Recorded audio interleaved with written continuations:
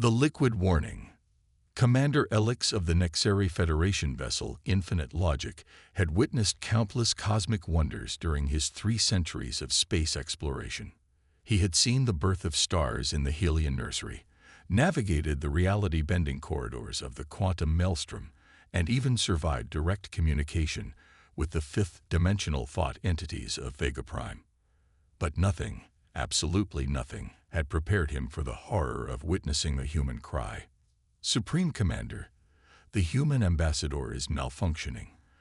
First Officer Zena reported, her crystalline exoskeleton trembling slightly as she gestured toward the main view screen. The bridge fell silent. All 12 officers, representing various species of the Nexari Federation, turned to watch the live feed from the diplomatic chamber. Ambassador Chen from Earth sat alone at the negotiation table, clear liquid streaming from her ocular organs, her respiratory pattern irregular and erratic. Fascinating, Science Officer Krull murmured, adjusting his sensory apparatus. The human appears to be leaking. Is it dangerous? Lieutenant Vor whispered, his metallic appendages clicking nervously against his console. Should we initiate quarantine protocols? Elix's primary sensory stalks swiveled as he considered the situation. The Nexari Federation had only recently established diplomatic relations with humans, those strange bipedal creatures from the unremarkable planet they called Earth. Initial assessments had classified them as a minor species, emotional, technologically primitive, and ultimately inconsequential in the grand cosmic order. How severely they had miscalculated. Security Protocol Epsilon 9, Elix announced firmly. Seal the diplomatic chamber. No one enters or leaves until we understand what's happening. Commander, Communications Specialist Trill interjected, her luminous skin pulsing with concern. Shouldn't we offer assistance? The human appears to be in distress. Elix emitted a short burst of ultrasonic laughter. That's precisely what they want you to think, Specialist. Remember your training. Humans are unpredictable and potentially dangerous. This could be a prelude to an attack. An attack? Zena questioned, her crystalline features reflecting skepticism. The human is alone in a sealed room with nothing but standard diplomatic credentials and that bitter brown stimulant they consume. Coffee, Elix corrected automatically. And yes, potentially an attack. Have you forgotten the Mars incident? A collective shudder passed through the bridge crew. Nobody spoke of the Mars incident, the first attempted joint military exercise between Nexari and human forces that had ended with 3 Nexari vessels disabled and 17 crew members requiring extensive psychological rehabilitation. All because of what the humans had casually dismissed as a practical joke. Krell, magnify the human's face, Elix ordered. I want detailed analysis of whatever substance is emerging from their visual organs. The view screen shifted, zooming in on Ambassador Chen's face. The liquid continued to flow, running down her cheeks in rivulets. Her breathing remained irregular, her shoulders trembling with each inhalation. Preliminary analysis indicates the substance is primarily water with trace amounts of sodium chloride, proteins, and hormones, Krell reported after a moment. It appears to be a natural secretion rather than an engineered biological agent. Is it a weapon? Vor persisted, still clearly unsettled. Krell tilted his bulbous head. Unknown.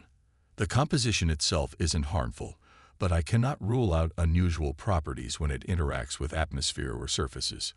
Commander, Trill spoke up again.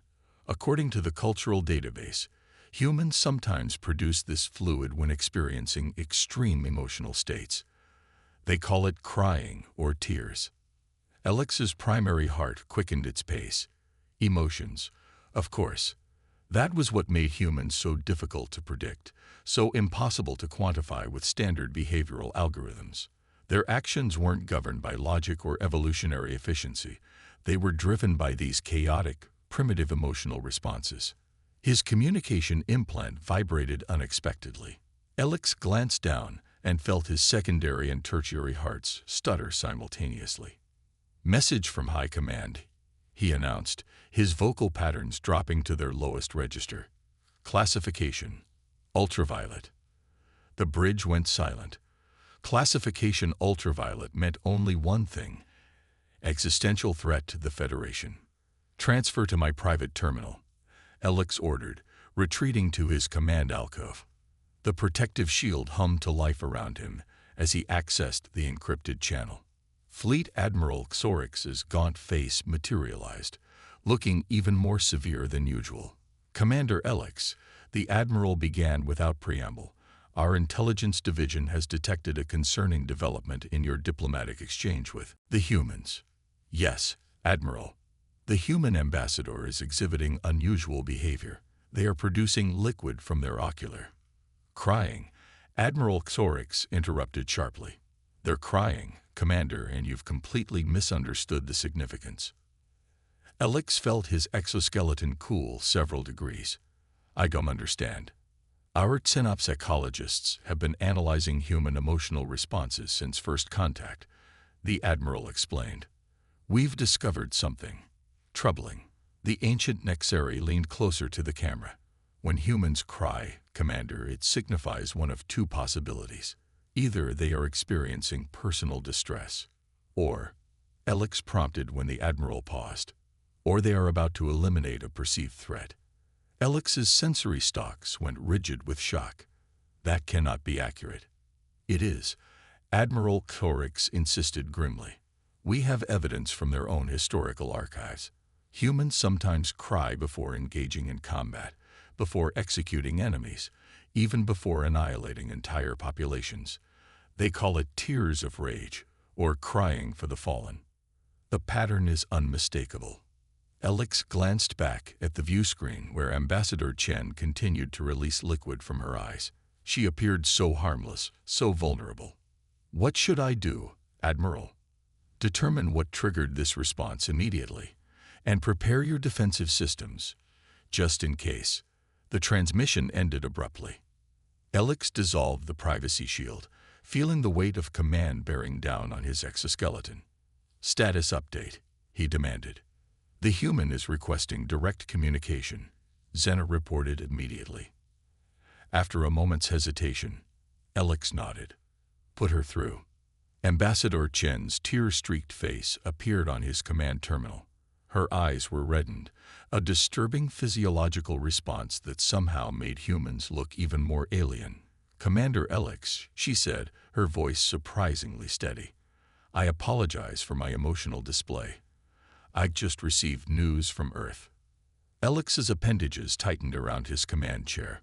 What news, Ambassador? She dabbed at her eyes with a small cloth. My brother just had his first child. I'm an aunt now. He sent me the first images and I was overwhelmed. Happy tears, you understand. Alex didn't understand. His species reproduced through spore dispersion. The concept of familial bonds was purely academic to him. Happy tears, he repeated slowly. Yes. Chen smiled, causing more liquid to spill from her eyes. I'm sorry if I concerned you. Human emotions can be complicated. Indeed, Alex agreed carefully. Well, congratulations on your relative's reproductive success. Shall we resume negotiations tomorrow when you have regained emotional equilibrium? Actually, Chen replied, her expression shifting subtly. I'd like to discuss your proposal now. I have some thoughts about the restricted technology exchange clauses in Section 14. Alex felt a chill run through his neural pathways. This was exactly as the Admiral had warned. First the tears, then the strike. Before we continue, he said, struggling to maintain vocal stability, may I ask you something about human physiology? It's purely cultural curiosity. Chen nodded. Of course. Is it accurate that humans sometimes cry before engaging in conflict? The ambassador's expression registered surprise, then something that might have been amusement. Well, that's a complicated question. Some humans might, yes. Emotions run high in dangerous situations. And is crying ever employed as a tactical maneuver? Now she definitely looked amused. Commander, Are you asking if we weaponize our tears? The possibility has been raised, Alex admitted stiffly. To his alarm, Ambassador Chen began producing a rhythmic vocalization, her shoulders shaking. It took several seconds for his translator to identify the behavior as laughter. "I'm sorry," she said, struggling to regain composure, "but that's absurd." "No, Commander, we don't weaponize our tears." Alex remained unconvinced. "Then why does your species maintain a cultural concept called crocodile tears?" "Our linguistic database indicates this refers to deceptive crying." Chen's laughter subsided. "That's just an expression from ancient Earth folklore. It means someone is pretending to be sad when they aren't truly experiencing grief." "So you acknowledge that crying can be used deceptively?" Alex pressed. "Well, yes, I suppose some humans might fake tears to manipulate others, but—" "I knew it." Alex severed the connection and turned to his officers triumphantly. The Admiral was right. His private terminal chimed immediately. Chen was requesting to resume communication. "Commander," she said when the connection reopened, her voice taking on an edge he hadn't detected before, "you seem to be operating under a serious misconception about human emotional expressions. I assure you my crying was simply a personal response to family news. It has nothing to do with our negotiations." "Then you won't object to postponing until tomorrow?" Alex countered. "For technical reasons." Chen sighed. "Fine, tomorrow it is. But Commander, you should know that Earth's central government is very interested in upgrading our technological exchange parameters. We believe our advancements in quantum resonance integration warrant better terms than you've offered." Alex froze. Quantum resonance integration. According to Federation intelligence, humans were at least 5 decades away from even theoretical models of quantum resonance, let alone practical integration. "We will take that under advisement," he managed to say. "Until tomorrow, Ambassador." The connection terminated, and Alex slumped in his command chair, his exoskeleton vibrating with tension. "Sir." Zena approached cautiously. "Your orders." "Double security throughout the diplomatic sector," Alex ordered. "And get me everything we have on human quantum technology development." "You don't believe her explanation about the crying?" Zena asked quietly. Alex stared at the blank screen where Chen's face had been. "I don't know what to believe anymore. But I know one thing with certainty. Those tears signify something important, and I intend to discover what before it's too late." As the bridge crew hurried to execute his commands, Alex accessed the classified xenobiology database. Most of the information on humans was standard: carbon-based life forms, binary reproduction system, average lifespan under a century, pathetically brief by Nexari standards. But there was a supplementary file he hadn't noticed before, recently added and secured with the highest classification level.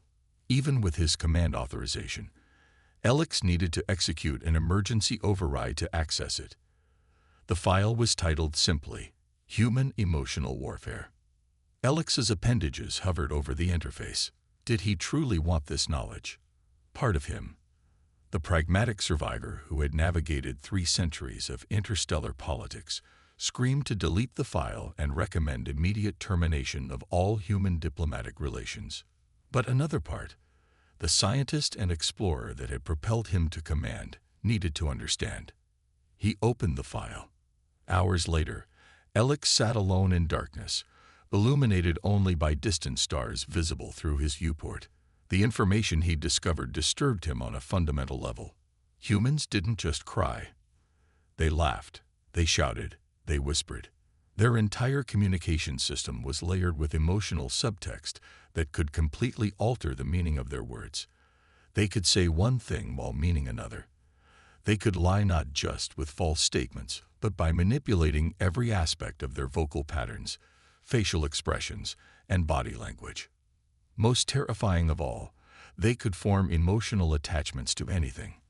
Not just their biological relatives or mates, but members of entirely different species, inanimate objects, even abstract concepts like justice or freedom. The diplomatic database had classified humans as moderately dangerous. the same designation as the methane-breathing Volgax, who occasionally combusted when startled. But this file suggested something far worse. It suggested that humans were emotional time bombs, capable of attaching themselves to causes and fighting for those causes with a fervor that defied all logical self-interest. A chime at his door interrupted Alex's increasingly disturbing thoughts. "Enter," he called. Zena stepped into his quarters, her crystalline form catching starlight. "Sir, we've completed analysis of Ambassador Chen's communication patterns. And it's concerning, Commander. During her explanation about her brother's offspring, we detected micro-fluctuations in her vocal frequencies consistent with deception." Alex felt his circulatory fluid run cold. She was lying about the child. "We can't be certain," Zena admitted. "Human emotional displays are exceptionally complex, but there was definitely something she wasn't telling us." "What about her claims regarding quantum resonance integration?" "That appears genuine. We've intercepted transmissions from Earth confirming significant breakthroughs in that field. They are considerably more advanced than our intelligence suggested." Alex moved to his viewport, gazing down at the blue-green planet below. From orbit, it looked so peaceful, so harmless. "Zena," he said quietly, "what do you make of all this? You've studied comparative xenopsychology." His first officer remained silent for several moments before answering. "Sir, I believe we are witnessing the emergence of a species unlike any the Federation has encountered before. Most spacefaring civilizations achieve technological advancement through logical progression and the suppression of emotional responses. But not humans." Alex finished her thought. "No, humans seem to be driven by their emotions. They don't advance despite their feelings. They advance because of them." Zena stepped closer. "And that makes them unpredictable in ways we are fundamentally unequipped to handle." Alex nodded slowly. "We need to report this to High Command. Recommend comprehensive reassessment of humanity's threat designation, based on crying." Zena's tone held a note of skepticism. "Not just crying," Alex corrected, "but what the crying represents, a species that harnesses emotional energy instead of suppressing it. A species that might view our logical, orderly Federation as, what's that human phrase? Yes. A sitting duck." A priority alert flashed on his implant before Zena could respond. "Ambassador Chen is requesting an emergency meeting," Zena reported, receiving the same notification. "Now, she says it's urgent, something about a proposal that changes everything." Alex straightened his command insignia. "It seems we're about to discover what those tears truly signified." As he prepared to meet the ambassador, Alex couldn't shake a troubling new thought. What if the humans' greatest weapon wasn't their technology at all, but their tears? The strength in weakness. The diplomatic chamber looked different under emergency lighting protocols. The ambient illumination had shifted to accommodate human circadian rhythms, casting everything in a warm amber glow that reminded Alex uncomfortably of the hunting grounds on his ancestral homeworld. Ambassador Chen stood as he entered, and Alex noticed immediately that something had changed. Her posture was straighter, her eyes clear and focused. No trace remained of the emotional display that had thrown his entire command into chaos mere hours ago. "Commander," she said, extending her hand in the human greeting ritual he still found disconcerting. "Thank you for meeting me at such short notice." Alex reluctantly touched his appendage to hers, suppressing a visceral reaction to the strange warmth of human skin. "You mentioned an urgent proposal, Ambassador. Please sit." She gestured to the ergonomic chairs designed to accommodate various Federation physiologies. "What I'm about to share with you isn't officially sanctioned by my government." Warning signals activated throughout Alex's neural network. "You are operating independently. That violates Protocol 7 of the diplomatic." "I know," Chen interrupted, raising her hand. "But after our conversation earlier, I realize something has been lost in translation between our species. Something crucial." Alex settled into his seat, positioning himself for rapid exit if necessary. Xena and 4 security officers waited just outside, armed with non-lethal suppression devices, a precaution he'd insisted upon despite Chen's objection that it sent the wrong message. "I'm listening," he said cautiously. Chen drew a deep breath. "The Earth's central government doesn't know I'm telling you this, but we are aware of the mind shatter threat." Alex's sensory stalks rigid with shock. The mind shatters were a hive consciousness from the outer void, currently engaged in a covert infiltration of civilized space. Their existence was classified at the highest security levels. No emerging civilization should possess that information. "I don't know what you're—" "Please," Chen interrupted again, her expression hardening. "Don't insult my intelligence, Commander. We've been monitoring men-chatter neural transmissions for nearly 4 years. We know they're planning a major incursion into Federation space, and we know you're losing." Alex stared at her, momentarily speechless. The situation with the mind shatters was indeed dire, worse than most Federation citizens realized. But how could humans possibly know? "That's why I was crying earlier," Chen continued softly. "Not because of my brother's baby, though he did have one last month." She smiled briefly. "I received an encrypted transmission from Earth. The mind shatters have accelerated their timeline. They're coming, Commander. Much sooner than your high command anticipates." Alex's mind raced through possibilities. Was this an elaborate human deception? A ploy to gain leverage in technology negotiations? Or most disturbing of all, was she telling the truth? "Even if what you say is accurate," he said carefully, "what does this have to do with our negotiations? A developing civilization like yours has nothing to offer against a threat like the mind shatters." Chen's expression hardened slightly.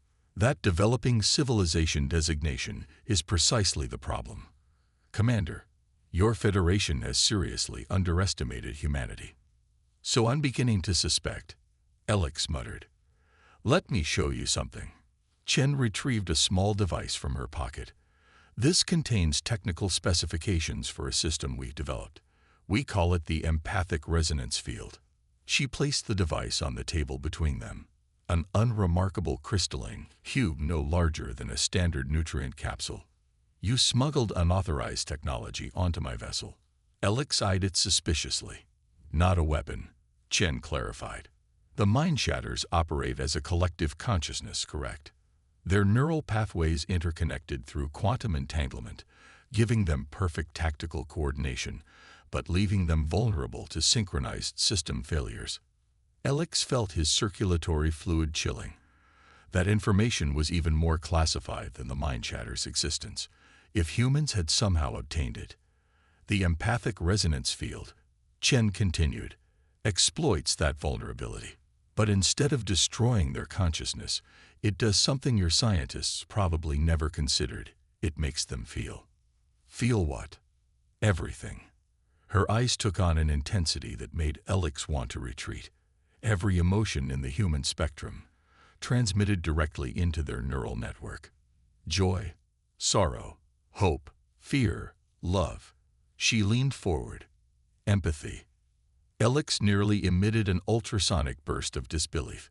"You want to defeat the most ruthless hive mind in the galaxy by making them emotional. That's your grand strategy. It worked on the Mind Shatter scout vessel that entered our solar system last year," Chen said quietly. The temperature in the room seemed to drop precipitously. "What did you say?" "A Mind Shatter scout breached our outer defenses 14 months ago. We captured it intact. The crew surrendered after exposure to the prototype empathic resonance field." "Impossible," Alex whispered. "Mind shatters never surrender. They self-terminate before capture." "Not these ones." Chen's face softened. "They're living on Earth now, helping us refine the technology. 3 of them have even applied for citizenship." Alex's mind struggled to process this information. Mind shatters, the nightmare that had haunted Federation expansion for centuries, living peacefully among humans. It defied everything he understood about the species. "You're telling me," he said slowly, "that you used human emotions as a weapon." "Not a weapon," Chen corrected firmly. "A cure." The mind shatters aren't inherently evil, Commander. They're empty. Their hive minds stripped away individuality and emotion to maximize expansion efficiency. We just gave them back what they'd lost. Alex stared at the small device with new understanding and renewed fear. Why are you telling me this? Because we need your help. Chen's voice became urgent. Our intelligence suggests the mind shatters will launch their main offensive within 30 days, but our delivery systems don't have the range or speed to deploy the ERF effectively across mind shatter-controlled space. Your ships do. You want the Federation to deploy an untested human technology against our most dangerous enemy. Alex couldn't keep the incredulity from his vocal patterns. Based solely on your word. Not my word. Results. Check your tactical database, Commander. Mind shatter incursions near Earth stopped abruptly 10 months ago. They're avoiding our entire sector now. Alex accessed his implant and quickly queried the database. She was right. Mind shatter activity showed a clear avoidance pattern around Earth's region for the past stellar cycle. Federation analysts had attributed it to strategic repositioning, but if what she claimed was true, I will need to consult with High Command, he said finally. Of course. Chen nodded. But there's something else you should know. Something that might help them make their decision. What's that? The empathic resonance field was originally designed as a medical device to help trauma victims process emotions. Making it work on mind shatters was actually an accident. She smiled sadly. We're not warriors by nature, Commander. Even our weapons begin as healing tools. Alex considered her words carefully. Could this be the explanation for the human contradiction? A species that advanced through emotion rather than in spite of it. One last question, Ambassador. Those tears earlier, were they genuine? Chen's expression softened. Yes and no. I did receive news about the mind shatter acceleration, and I was genuinely upset. But I enhanced my emotional response when I realized your surveillance was active. Why? To get your attention, she said simply. We've been trying to warn your Federation about the mind shatter threat for months through official channels, but we're constantly dismissed as an emotionally unstable, developing species. I needed you to see what you've been missing about humanity. And what is that? Alex asked, suddenly feeling as though he stood at the edge of understanding something profound. That what you perceive as our greatest weakness, our emotions, is actually our greatest strength. 3 days later, Commander Alex stood on the bridge of the infinite logic, watching as the Joint Federation Human Task Force assembled in high orbit around Earth. 27 Federation vessels and 15 human ships, a partnership that would have been unthinkable a week ago. The final ERF dispersal units have been installed, Commander, Zena reported. All ships report ready status. Alex nodded, his gaze fixed on the tactical display where long-range sensors had detected the approach of the mind shatter invasion fleet, over 200 vessels strong, accelerating toward Federation space. And the mind shatter prisoners, he asked. They prefer defectors. Ambassador Chen corrected gently from her position at the auxiliary command station. They're aboard the Earth flagship Compassion, monitoring the high frequencies. They'll know the moment the ERF takes effect. Alex still found it difficult to reconcile the concept of mind shatter defectors, but he'd spoken with them himself. 3 former drone navigators who now possessed names, preferences, and distinct personalities. Their testimony had been the deciding factor in convincing High Command to attempt this unprecedented strategy.